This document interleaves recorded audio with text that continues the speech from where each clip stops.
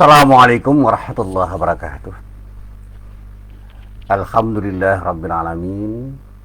Wabihi nasta'inu ala umurid dunya waddin. Ashhadu an la ilaha illallah wahdahu la syarikalah wa ashhadu anna Muhammadan abduhu wa rasuluh. Allahumma salli wa sallim ala nabiyyina Muhammad wa ala alihi wa sahbihi wa man walah. Amma ba'd.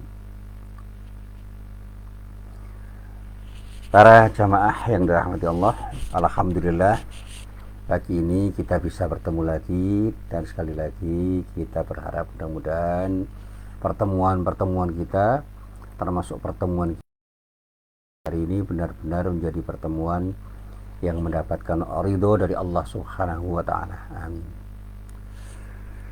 Para jamaah yang dirahmati Allah, sekali lagi saya ingin menegaskan supaya semua jadi clear, jelas, gamblang, welo, yaitu penjelasan saya tentang ikhlas bukan hanya dalam pengertian apa ikhlas itu, tapi yang jauh lebih penting adalah bagaimana kita mewujudkan keikhlasan itu supaya ada di dalam hati kita. Tindakan kita itu menjadi tindakan bermakna, karena kita ini benar-benar melakukan tindakan apapun hanya dalam rangka untuk mencari ridho Allah semata-mata. Karena itu sekali lagi saya harus berbicara, karena tidak mudah untuk mewujudkan keikhlasan. Hambatannya, tantangannya, rintangannya, gangguannya sangat banyak, sangat besar, dan sangat sulit untuk kita lalui, untuk kita hadapi. Kita selalu akan berhadapan dengan setan-setan yang selalu menggoda, baik setan dalam bentuk jin dan setan dalam bentuk manusia. Dan kadang-kadang gangguan itu ada pada diri kita sendiri ketika kita sudah dikendalikan oleh hawa nafsu kita. Secara tidak sadar mungkin kita ini seringkali sulit untuk melakukan sesuatu dengan ikhlas karena Allah, karena keinginan kita untuk menampilkan diri kita, mencitrakan diri kita, keinginan kita untuk melakukan tindakan supaya diapresiasi, dihargai, dihormati oleh orang, dan pada saatnya kita ingin mendapatkan pujian dari orang. Demikian juga ketika kita dicela oleh orang, diremehkan, direndahkan, dihina oleh orang, kita bersedih, dan bahkan kekecewaan kita itu luar biasa ketika apa yang kita maksudkan baik itu tidak direspon oleh orang dengan respon yang baik, dan bahkan direspon dengan respon yang tidak baik. Saya pernah satu saat merasa sangat kecewa karena gagasan-gagasan saya itu sama sekali tidak direspon. Tidak hanya dilecehkan, tapi ditertawakan sambil kemudian dianggap saya itu menjadi orang yang aneh waktu itu, yaitu gagasan untuk membangun asrama mahasiswa yang di situ kita bisa berbagi dengan para mahasiswa untuk kepentingan masa depan mereka. Saya menggagas hal itu tahun 1989, waktu saya masih menjadi dosen muda, di awal-awal saya menjadi dosen. Gagasan saya masih mentah begitu, tetapi selalu saya perbaiki, akhirnya menjadi sebuah proposal. Ketika saya tawarkan kemana-mana, kalau dalam bahasa bisnis itu saya jual kemana-mana, nggak ada yang merespon dan bahkan dilecehkan dan dianggap itu sebagai sebuah mimpi. Dia mengatakan ini utopis Mas Muhsin, hindari utopia itu. Saya akhirnya surut, tetapi gagasan itu tetap ada di dalam pikiran saya, di dalam benak saya, dan saya yakin ini bukan gagasan yang main-main. Saya selalu kemudian menyempurnakan gagasan-gagasan itu dengan ceramah-ceramah saya dan tulisan-tulisan saya. Bahkan saya menulis sebuah tulisan di sebuah media massa cetak dengan judul kaderisasi kenapa tidak. Itu antara lain saya juga menggagas tentang perlunya asrama untuk pembinaan para kader kader apapun, termasuk para dai, para mubalik, para ulama. Kita harus mempersiapkan dengan sungguh-sungguh. Dan saya belajar dari tradisi Kristiani ketika mereka menyiapkan para pastor, para pendeta itu dengan penyiapan-penyiapan yang luar biasa. Untuk menjadi seorang pastor itu tidak sebentar sekolahnya. Pendidikannya lama dan serius. Dan ternyata para pendeta itu juga dididik dengan pendidikan yang luar biasa. Sehingga kesiapan mereka untuk menjadi seorang pendeta dan seorang pastor itu luar biasa. Mereka korbankan banyak hal. Dan yang pernah saya ajak untuk berbincang-bincang itu adalah seorang pastor. Namanya Romo Agus dari Klaten, Wedi, di Klaten, di Kecamatan Wedi. Dia cerita bagaimana dia itu harus belajar untuk menjadi orang yang bisa menggembala umat. Itu ternyata sejak awal sudah punya komitmen untuk tidak menikah. Sejak awal sudah punya komitmen. Hidupnya hanya ingin diabdikan untuk menjadi pelayan umat. Termasuk cerita dia tentang para biarawati yang ada di gereja itu. Terlepas benar atau salah mereka itu, tapi saya dengar, saya terus belajar dan merenung, andai kata para ulama, para dai, para mubalik itu didik dengan pendidikan yang luar biasa seperti apa yang mereka lakukan, alangkah indahnya. Dan akan tampil para mubalik, para dai, para ustaz, para ulama yang siap, tidak hanya secara fisik, material, tidak hanya secara intelektual, tapi juga secara moral. Sehingga mereka itu siap untuk menjadi yang terbaik karena semuanya sudah disiapkan. Ya kan, saya dengar dari beberapa orang yang bercerita tentang gaji para pastor di gereja itu cukup untuk mereka yang hidup sendiri dijamin oleh gereja. Nah, sekarang siapa yang menjamin kehidupan para ulama, para ustadz, para dai, para mubalik di negeri kita utamanya? Kalau di negeri-negeri yang memang punya komitmen, ya memang mereka diurusi. Ya, kalau di Saudi imam masjid saja diurusi. Saya pernah ke Malaysia, beberapa masjid besar itu imamnya memang diurusi negara. Dan dalam beberapa hal saya mengatakan bahwa banyak mubalik-mubalik instan yang maaf ya, secara keilmuan mereka itu belum siap. Secara fisik mereka juga seadanya. Secara mental, spiritual juga masih seadanya. Tapi karena dipaksa oleh keadaan, ya sudah tampil saja. Dan bahkan ada di antara mereka itu yang tampil asal-asalan. Dampaknya ya, saya kita duga dakwah mereka ya tidak berkualitas. Sehingga jangan bicara hasil, prosesnya aja tidak berkualitas, apalagi hasilnya. Nah, para jamaah yang dirahmati Allah, kali lagi saya ingin berbicara bagaimana keikhlasan itu jangan dipandang sebagai sesuatu yang sepele, sesuatu yang remeh. Karena keikhlasan yang betul-betul ada di dalam diri seorang itu akan mengakibatkan orang mau bekerja keras. Orang yang ikhlas itu akan sungguh-sungguh di dalam bekerja. Karena di dalam diri orang yang ikhlas ada ihsan. Bagaimana dia itu ketika berbuat sesuatu, dia benar-benar sadar bahwa dia itu berhadapan dengan Allah. Dia seolah-olah melihat Allah dan dia yakin betul bahwa Allah melihatnya. Ini sikap ihsan yang harus muncul, harus ada, harus tertanam dalam di setiap orang Islam ketika ingin berislam dengan baik, apalagi pada diri para ulama, para mubalik, para ustadz, para kiai. Mereka harus menjadi muhsin yang luar biasa. Mereka harus menjadi muhsinin, mereka harus menjadi orang-orang yang bisa bersikap ihsan secara tepat. Dan pada saat sikap ihsan itulah yang kita harapkan akan menjadikan mereka akan menjadi suluh masyarakat. Dan puncak kebaikan itu ada pada ihsan itu sebenarnya. Yang ketika kita bahasakan dengan bahasa sederhana, ada pada cinta kita kepada Allah, dan pada saatnya kita pun mendapatkan cinta Allah pada diri kita karena kita mencintainya. Nah, para jamaah yang dirahmati Allah, satu saat saya itu pernah berguru, tetapi guruan saya itu memunculkan sebuah wacana yang saya coba untuk saya rujuk dari ayat Al-Quran. Dan ayat yang saya baca itu ayat Al-Quran yang terdapat di dalam surah Ali Imran, yaitu pada ayat 31. Di dalam ayat itu Allah berfirman, A'udzu billahi minasyaitonir rajim.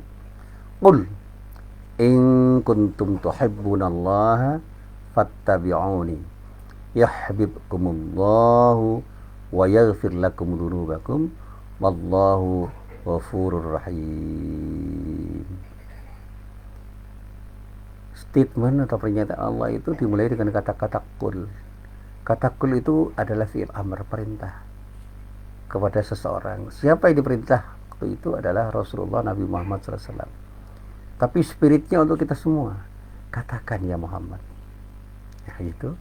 Tapi sesungguhnya pesan moralnya untuk kita semua, katakan. Olehmu semuanya, satu persatu, secara perseorangan, secara pribadi. In kuntum tuhibbunallah, jika kamu semua itu betul-betul mencintai Allah, fattabi'uni, maka ikutilah aku. Ini kata Rasulullah. Jadi Allah berfirman, dan firman-Nya itu dinyatakan oleh Rasulullah sebagai pesan untuk umatnya. Gitu. Katakan ya Muhammad, untuk kamu katakan kembali kepada umatmu, jika kamu wahai umatku betul-betul mencintai Allah. Sini ada jumlah haliah, kuntum tuhibbunallah, jika kamu betul-betul senantiasa mencintai Allah, fattabi'uni, maka ikutilah aku. Artinya apa? Kita harus berittiba, dan konsep ittiba itu sederhana kok. Mengikuti sunnah Rasulullah secara tepat, tidak asal-asalan, optimal. Ya, kita jangan menjadi minimalis lah gitu.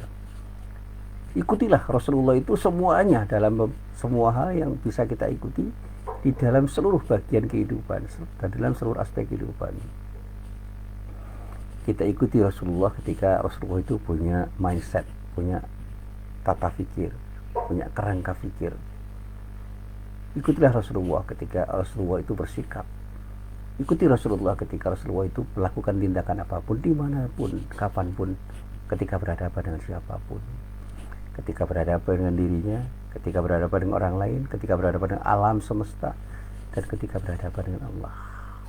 Sehingga secara horizontal seperti apa Rasulullah berbuat, secara vertikal seperti apa, sehingga muamalah kita dan ibadah kita itu sempurna karena mengikuti apa yang dilakukan oleh Rasulullah. Janji Allah jelas, yahbibkumullah.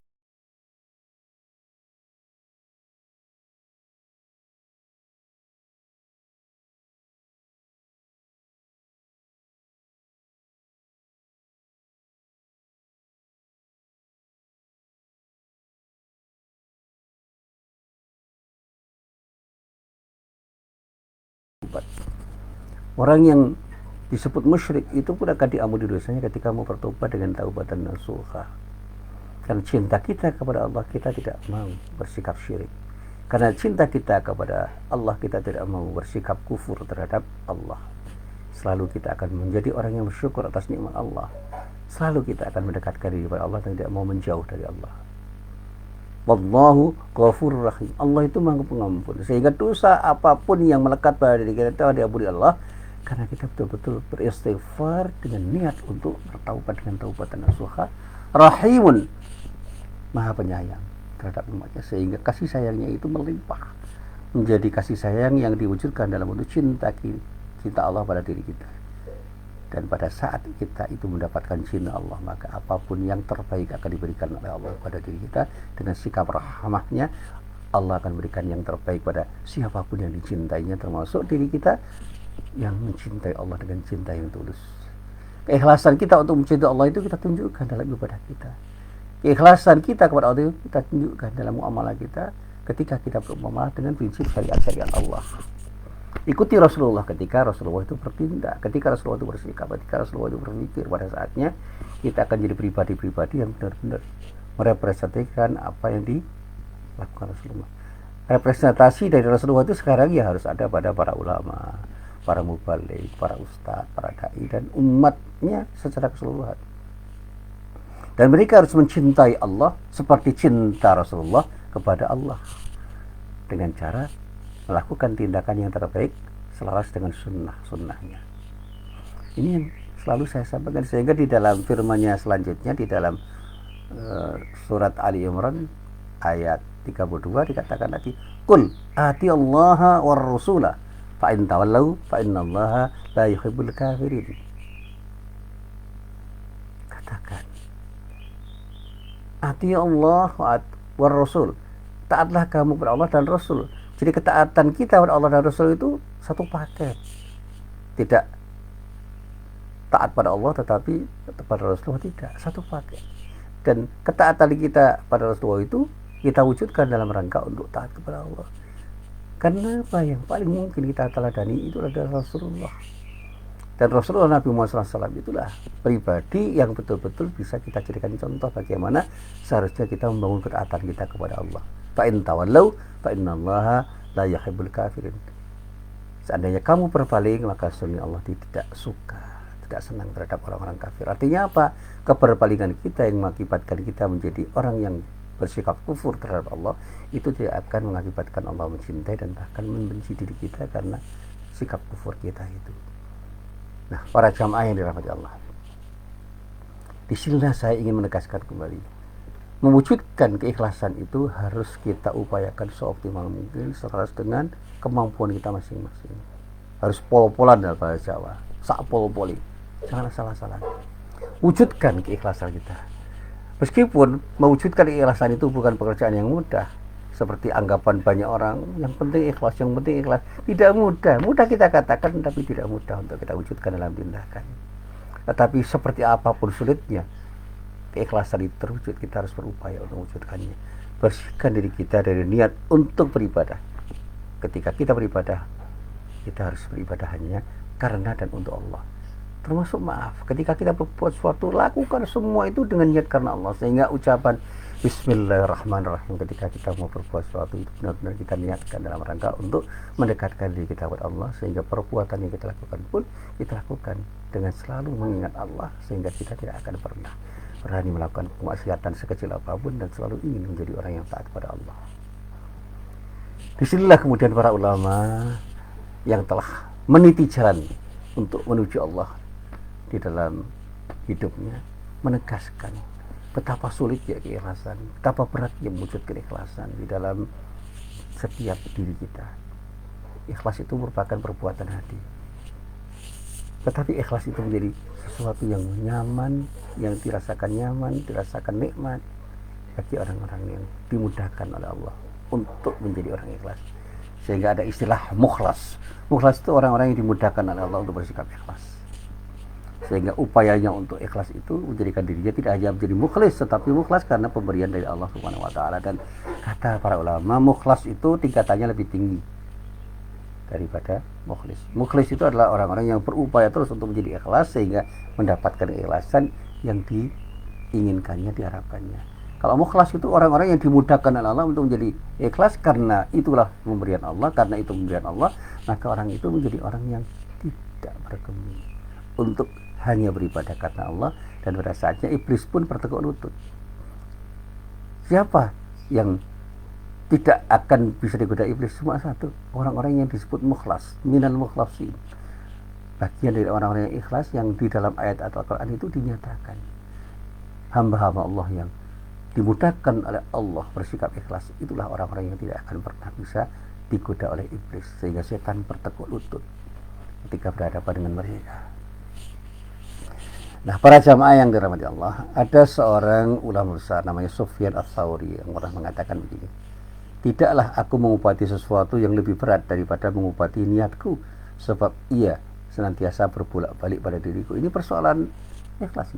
Niat itu akan mudah berbelok dimanapun dan kapanpun. Sehingga begitu dia berbelok, hati kita ini sebenarnya punya penyakit, dan penyakit itu sulit diobati. Kenapa? Hati kita itu bisa dibolak-balikkan oleh keadaan yang membuat kita itu sulit untuk menjaga niat kita supaya tetap lurus. Niatnya ngaji, ternyata ketika ngaji ada sesuatu yang membuat kita berbelok.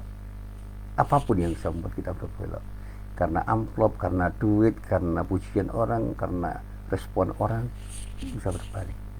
bisa berbalik ke arah kiri, bisa berbalik ke arah kanan. Ada orang mau ngaji tetapi amplopnya nggak cocok, nggak jadi. Tapi ada orang yang ngaji semangat banget untuk ngaji karena amplopnya cocok. Ya, ini adalah godaan keikhlasan. Karena itu Rasulullah SAW itu selalu berdoa dengan rangkaian doa yang kalimatnya itu jelas. Ya muqallibal qulub, tsabbit qalbi ala dinik. Ya Allah, yang maha membolak-balikkan hati, teguhkanlah hatiku pada agamamu. Ini doa yang luar biasa loh. Dan kalau kita ucapkan doa itu dengan kesadaran yang penuh, waduh, kita akan menjadi orang yang betul-betul yakin bahwa kita itu adalah hamba Allah yang sangat lemah. Karena kelemahan kita itu sangat mungkin niat kita itu akan berbolak-balik, karena hati kita itu akan dibolak-balikkan oleh keadaan apapun yang kita hadapi. Ya muqallibal qulub, tsabbit qalbi ala dinik. Ya Allah yang maha membolak-balikkan hati, teguhkanlah hatiku pada agamamu. Faqultu ya Rasulullah, amanna bika wa bima ji'ta bihi, fal takhafu alaina. Ya, kemudian ditanyakan oleh sahabat pada waktu itu. Siapa sahabat yang bertanya? Anas bin Malik radhiyallahu anhu. Jadi Anas bin Malik itu bertanya, aku pun bertanya.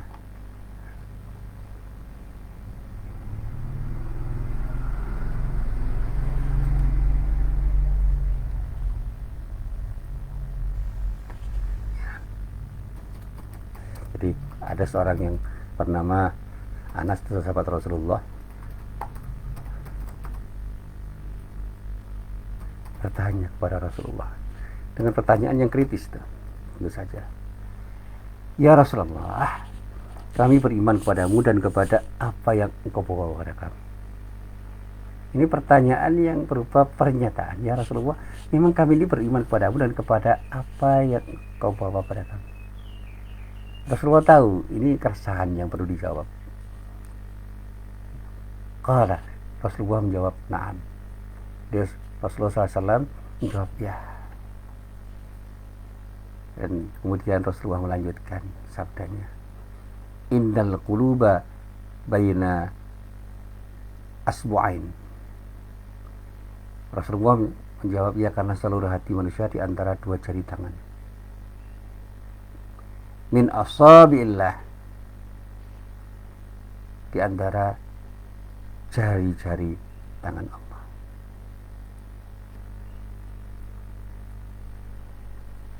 Yuqallibuha kayfa yasha. Dan Allah akan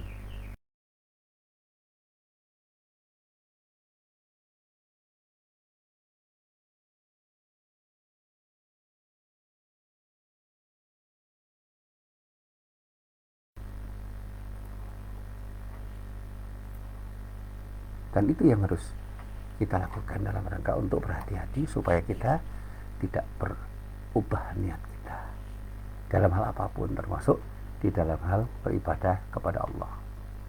Ini yang selalu saya sampaikan dalam pengajian-pengajian saya. Nah, para jamaah yang dirahmati Allah, untuk melengkapi semua ini, saya punya referensi. Ada sebuah kisah yang dikisahkan pada suatu saat ada seorang alim, seorang yang betul-betul disebut ulama, yang selalu melaksanakan sholat di shaf paling depan. Nah, suatu hari dia datang terlambat. Maka karena terlambat, dia mendapatkan shaf yang kedua ketika mau sholat berjamaah itu. Nah, diceritakan di dalam benaknya terbersit rasa malu kepada para jamaah yang lain yang melihatnya. Maka pada saat itulah ia menyadari bahwa sebenarnya kesenangan dan ketenangan hatinya ketika sholat di shaf pertama pada hari-hari sebelumnya itu disebabkan karena ingin dilihat oleh orang lain. Akhirnya diceritakan selanjutnya, setelah ringkas, orang alim itu pun berupaya untuk melaksanakan salat tanpa harus peduli apakah orang lain memperhatikan atau tidak. Ini kesadaran yang harus ditumbuhkan supaya keikhlasan itu terbangun. Jangan sampai keikhlasan kita itu tercederai hanya karena kita ingin dilihat oleh orang, ingin dipuji oleh orang, diapresiasi oleh orang. Kalau kita ini adalah orang yang menjadi imam masjid dan pada saat terlambat, Jangan pernah malu kita sholat di belakang karena kita memang tidak mendapatkan shop yang depan. Gak usah kita itu merangsek untuk masuk ke dalam shop depan supaya dilihat orang. Ketika kita masjid, ke masjid aja. Orang mau melihat terserah, dia melihat juga gak apa-apa, karena itu akan mengganggu keikhlasan kita. Seorang yang betul-betul disebut ulama itu selalu akan berhati-hati supaya tindakannya itu tidak dipuji orang. Begitu dipuji dia resah. Karena apa? Jangan-jangan pujian itu membuat dia tidak ikhlas ketika beribadah kepada Allah. Ketika dicela dia tidak resah dan gelisah. Karena apa? Semua itu juga penting, karena yang dia tuju adalah ridha Allah. Yang dia inginkan adalah ridha Allah. Nah, para jamaah yang dirahmati Allah, sekarang mari kita mencoba untuk merenung. Bertanyalah pada diri kita masing-masing. Sudah berhasilkah kita membangun keikhlasan pada diri kita ketika kita berproses untuk menjadi orang yang betul-betul berbuat sesuatu karena Allah? Jangan-jangan apa yang kita lakukan itu bukan karena Allah, tapi karena orang lain, atau karena kita ingin mendapatkan apresiasi, pujian, penghargaan dari orang lain. Ketika kita dicela, jangan-jangan kita masih resah dan gelisah. Padahal resah dan kegelisahan itu bisa menjadi salah satu indikator bahwa keikhlasan kita itu sedang terganggu. Jadilah orang yang tidak resah dan gelisah ketika dicela orang, ketika kita berbuat baik. Jadilah orang yang jangan pernah mencari pujian ketika berbuat baik. Dan disitulah kemudian insya Allah kita akan selalu bisa menjaga keikhlasan kita ketika kita berbuat sesuatu, dan pada saatnya insya Allah apa yang kita lakukan itu akan mendapatkan ridho dari Allah Subhanahu wa Ta'ala. Inilah apa yang bisa saya sampaikan, mudah-mudahan bermanfaat. Billahi taufiq wal hidayah. Assalamualaikum warahmatullahi wabarakatuh.